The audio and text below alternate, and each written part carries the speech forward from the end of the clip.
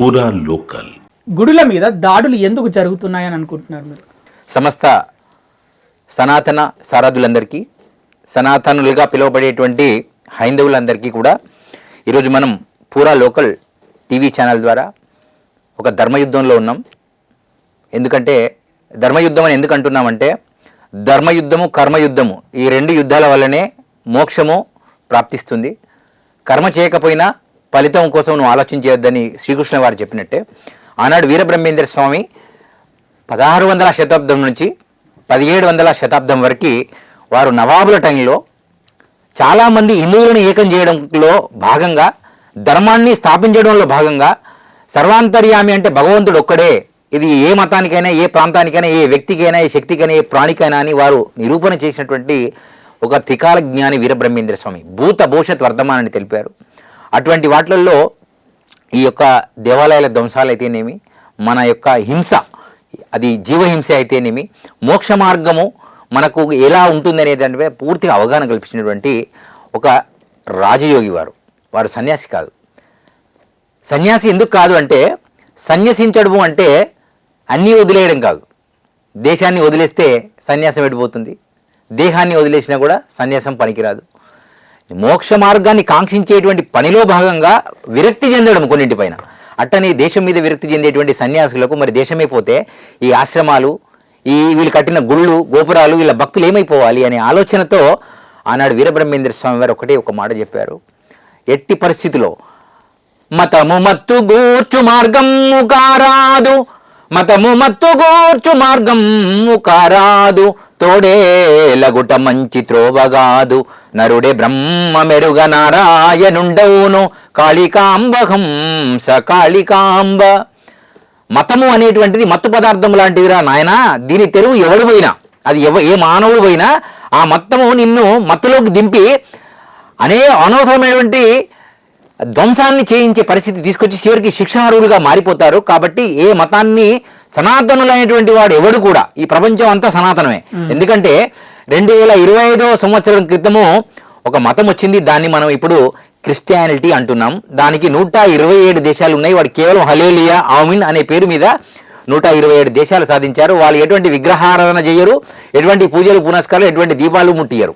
వాళ్ళ యొక్క ధ్యేయం ఏమిటంటే ప్రపంచాన్నంతా యేసుక్రీస్తు రాజ్యాలుగా తయారు చేయడం అనేది వారి ప్రధాన లక్ష్యం. ఇది నెంబర్ 1. ఇది మతం యొక్క ఆధిపత్యం. అలాగే ఇంకొక మతం వచ్చింది 1400 సంవత్సరాల క్రితం ఒక మతం వచ్చింది. అది ఎప్పుడైతే మహమ్మద్ ప్రవక్త ద్వారా వచ్చినటువంటి ఆ మతాన్ని ఇస్లాం అంటున్నాం, దాన్నే ముస్లిం అంటున్నాం, దాన్నే ముసల్మాన్లు అంటున్నాం, దాన్నే సంస్కృతంలో మ్లేచ్చులు అంటున్నాం, దాన్నే తురష్కులు అంటున్నాం తెలుగులో. సో ఇన్ని భాషల్లో ఎట్లా చెప్పినా వీళ్ళకు 57 దేశాలు సాధించారు, వీరు 127 దేశాలు సాధించారు. మరి మన హిందువులు ఎన్ని దేశాలు సాధించారు? అసలు పాయింట్కి వచ్చాం. వాళ్ళు 800 సంవత్సరాలు బ్రిటిష్ వాళ్ళల్లో 127 దేశాలు, ముస్లిమ్స్ 850 సంవత్సరాలు ఈ దేశాన్ని పాలించారు. 800 సంవత్సరాలు ఎన్ని సాధించారు? 57 దేశాలు సాధించారు.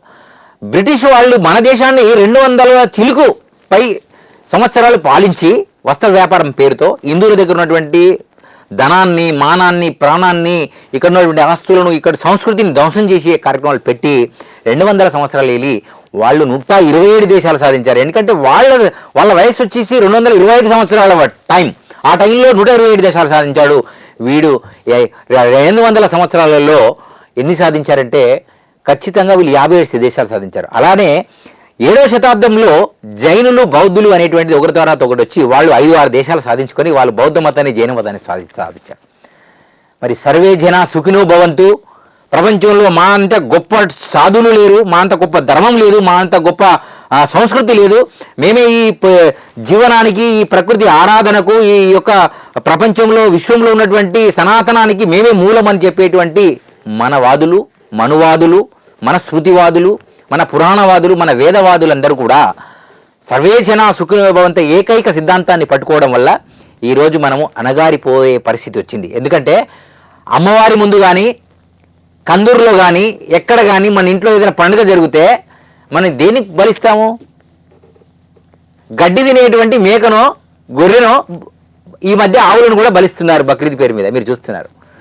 కానీ ఎప్పుడైతే మేము శాకాహారులము, మేము హిందువులము, మేము ఎవరిదైనా పడతాము, ఒక దెబ్బ కొడితే ఇంకో చెంప చూపించమని గాంధీ గారు చెప్పారు కాబట్టి మేము అదే బూందీలోనే పోతాము అనేటువంటి సిద్ధాంతాన్ని కనుక హిందువులు కనుక అర్థం చేసుకోకపోతే, అంటే హిందువులను ఎందుకంటున్నా, హిందువులు కూడా హిందూ అనే పదమే లేదనేటువంటి గొర్రెలు కూడా కొండ గొర్రెలు కూడా నేను విన్నా. హిందూ అనే పదమే లేకపోతే హిందూ మహాసముద్రం అనేది భారతదేశం వచ్చిన తర్వాత లేదు కదా, ఇది ఎప్పుడో ఉంది. హిందూ మహాసముద్రం అనేది ఉంది, పసిఫిక్ మహాసముద్రం ఉంది, అట్లాంటిక్ మహాసముద్రం ఉంది. ఇవన్నీ సముద్రాలు ఉన్నప్పుడు అప్పుడు హిందూ అని ఎందుకు లేదని అంటున్నారు. అంటే హిందూ అనేటువంటిది అసలు హిందూ అంటే కాఫీర్ అని ఒకడు, హిందువులు అంటే పనికిరానివాడని ఇంకొకడు అని మన స్వామీజీలే కొంతమంది చేయడము. అలాగే 33 కోట్ల దేవతారాధన మనకు ఉన్నప్పటికీ అందులో ఇప్పుడు కొత్త దేవతలు కొన్ని బయటకు వచ్చాయి. ఏంటి అవి? ఆ దేవతలలో సంతోషమాత 33 కోట్ల దేవతల కొత్తగా దేవత.